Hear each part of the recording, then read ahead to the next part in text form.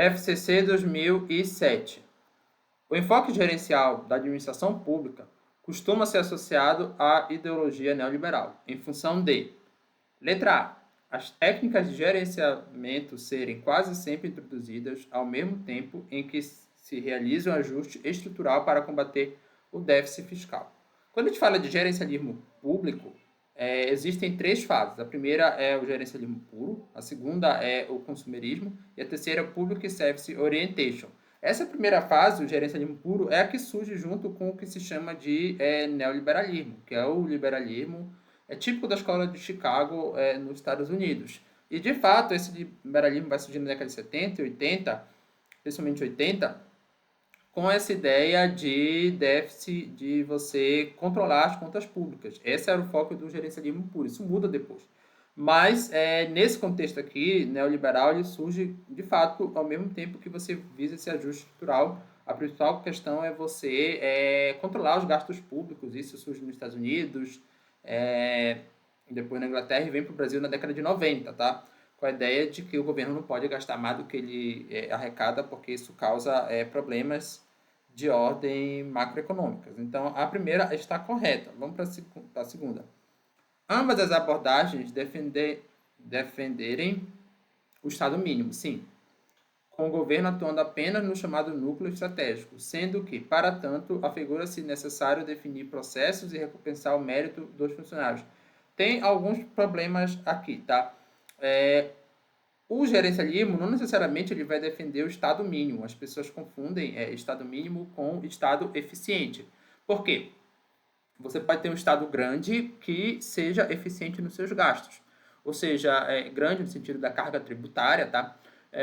Mas que todos os gastos sejam justificáveis e você não tenha superfaturamento ou corrupção ou casos do tipo.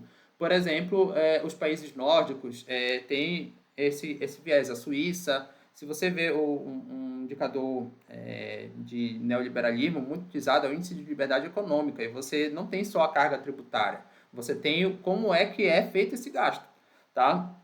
Então, por isso que esses países nórdicos que eu falei, eles geralmente têm um índice de liberdade econômica alto. Eles são considerados, dentro da perspectiva dos autores neoliberais, isso não é um consenso na economia, como países livres, tá? Mesmo que eles tenham uma carga tributária alta, porque eles têm outros fatores que incluem o índice de liberdade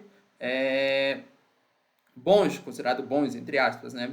Já um deles é o controle fiscal, tá? Então, você não necessariamente o gerencialismo vem para propor um Estado mínimo, ele vem para propor um Estado que não gaste com coisas inúteis, entre aspas, ou algo do tipo, tá? Essa questão também de recompensar os méritos dos funcionários é outro erro dessa alternativa, porque essa ideia do homem econômicos ela é muito mais ligada à burocracia, né? Que, no caso, quanto mais o funcionário for produtivo, mais eu vou pagar ele. É uma coisa até que se mantém um tanto no gerencialismo, mas não é assim o cerne do gerencialismo. Não dá para dizer que isso aqui é por causa, e os dois prezam por isso, tá? Mas esse primeiro erro ele é muito mais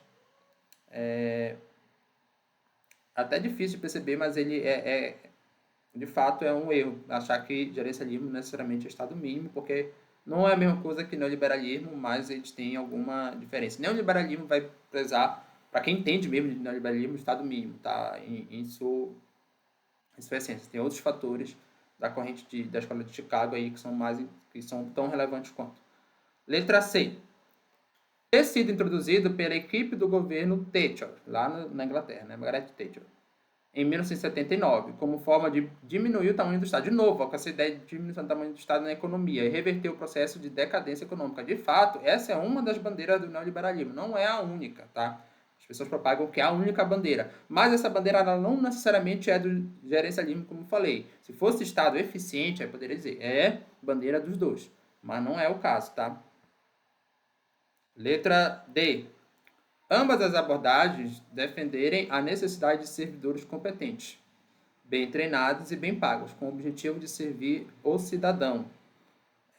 Bom, esse negócio de bem pagos aqui não é porque o gerencialismo ele vai visar cortar custos, né, para manter justamente o equilíbrio fiscal. Então, Pode até ser bem pago, mas se for de uma perspectiva que entrega o suficiente, você não pode pagar mais do que o funcionário ali entrega em tese, pelo menos no gerencialismo puro, tá? Só um adendo, eu falei aqui bastante de neoliberalismo e índice de liberdade econômica. Eu tenho uma aula lá no meu outro canal, uma aula completa sobre o índice de liberdade econômica, para vocês entenderem isso que eu falei ainda há pouco. Quem tiver interesse, comente aqui que eu passo o link dessa aula, é bem interessante para a gente entender. As pessoas falam muita coisa errada sobre neoliberalismo, não estou nem defendendo aqui, mas as pessoas falam muita coisa errada por aí. Vamos lá, letra E. Ter em comum a premissa de que o Estado deve intervir diretamente, aí já, logo aqui já tira, porque isso aqui é uma proposta desenvolvimentista, essa intervenção do Estado na economia. Nem é keynesiana na minha visão, tá? É desenvolvimentista mesmo. Tem uma diferença, mas não vem ao caso, eu vou tirar. E aí fica a letra A como o gabarito. Tá? Não esqueça de curtir, compartilhar e se inscrever no canal.